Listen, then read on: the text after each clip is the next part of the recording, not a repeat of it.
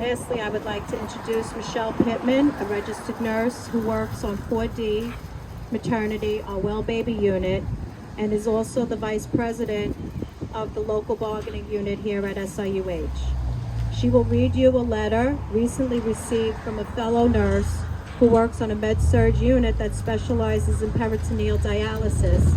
That unit has been caring for COVID patients since March of 2020.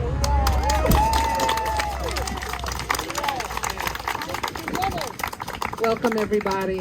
Thank you for coming. So this letter was sent to Chief Nurse Executive Myrna Capabianco and the Senior Director Anna Gator.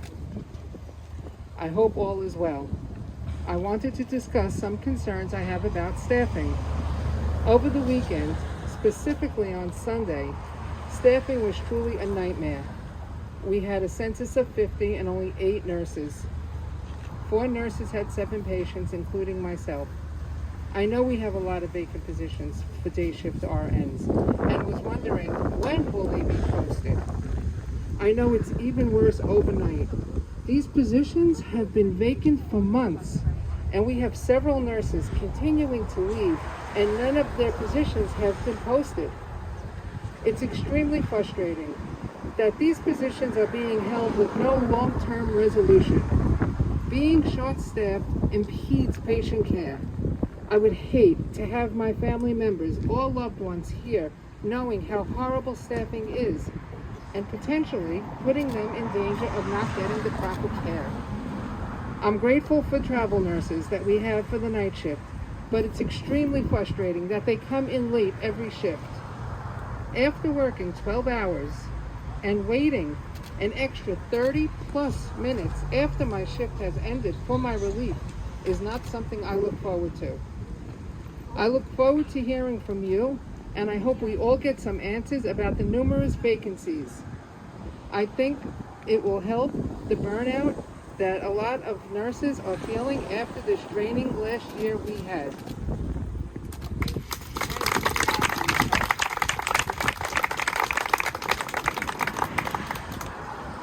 So, as you know, this affects all areas of the hospital. That's why we're here today, to bring it to the community. We can no longer stand in silence and discuss this month after month in labor management meetings and be left unheard. The community needs to know that we're dedicated to this community. We're dedicated to what we do. We're not heroes. We chose a profession to care for people, to provide that care. That's what we do. When we show up, we show up.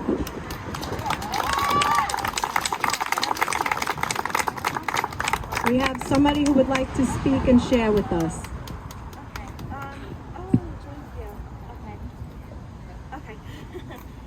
So, my name is Amanda Murphy. I've been working at this hospital since I was about 16 or 17 years old. I'm 28 now. I started as a nurse extern, and now I'm working on 4B, which is a medical surgical unit. So, I just wanted to take the time to say that I know we're all talking about staffing here, but I want to bring this back to the patient and just let kind of the community know that we're asking for staffing so we can take better care of our patients. I'm not asking for myself so my shift is easier. I'm asking so my cancer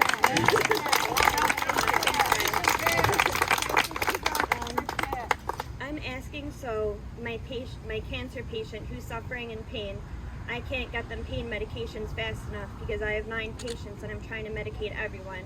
I'm asking so my 90-something-year-old confused dementia patient isn't sitting in their stool and waiting to be cleaned because I can't get to them fast enough, I can't clean them fast enough. I'm asking for my post-op patient who is nauseous and needs IV nausea medication, is writhing and throwing up, and I can't get to them fast enough. This isn't just about us wanting staff for ourselves. It's hard seeing people suffer when you know the solution can be done. So I just wanted to take the time to say that.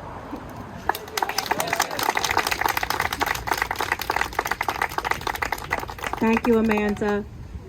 Thank you, everybody, for coming out. Jeannie, would you like to say something? Perfect. Jeannie also comes from our CEU unit who has been caring for COVID patients since March of 2020 and just completely dedicated. Thank you very much. I just wanted to briefly say the whole island has had a horrible year. We've all had a horrible year. And we come here every day because we want to do our jobs. This is what we signed up for. I've been working for this institution for 22 years. And in the past 2 years, they've decided to go through an organizational restructuring, and they were looking at a lot of different units. So this all started happening before COVID. We're not blaming this on COVID. COVID has affected everyone in every possible way. The fact that COVID was added on, we've dealt with family members not being able to speak to their family members, trying to set up FaceTime so that they can at least see them. And with all of this, it takes more time for the nurses to care for each individual patient.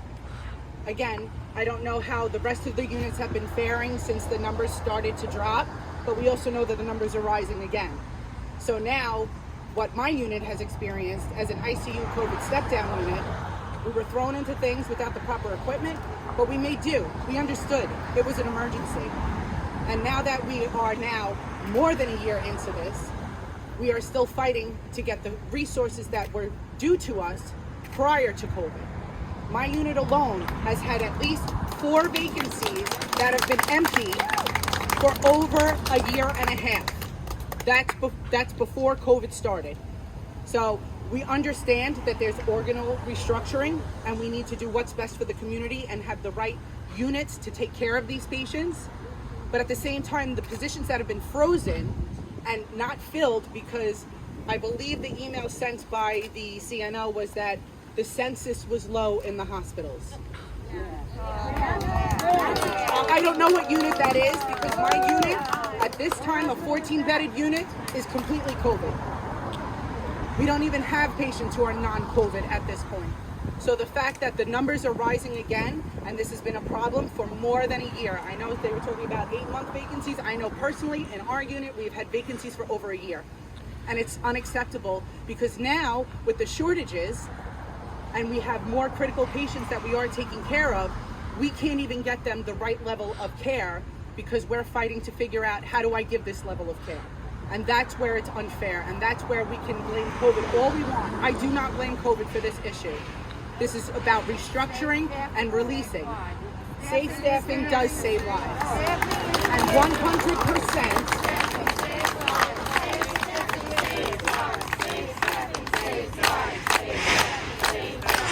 and 100%, we should not be offering positions to agency nurses who still need to work too. I get it. There's plenty of places for them to work.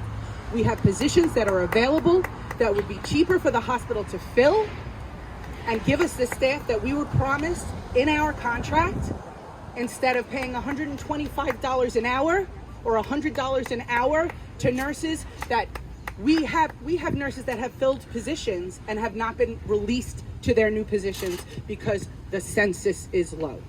And that's where it needs to stop. Those nurses should be allowed to go to the positions that they filled, so that way we have the appropriate amount of staffing, and then you can decide, do we need to hire brand new nurses? We're not asking for brand new nurses, people. We're not asking for brand new ones. We're asking for the ones to be released to their positions, and then you can decide, do we need more nurses? This sets us so far back with the state staffing. This bill that they've been fighting to push has set us backwards. And this is what needs to be addressed moving forward and filling these positions.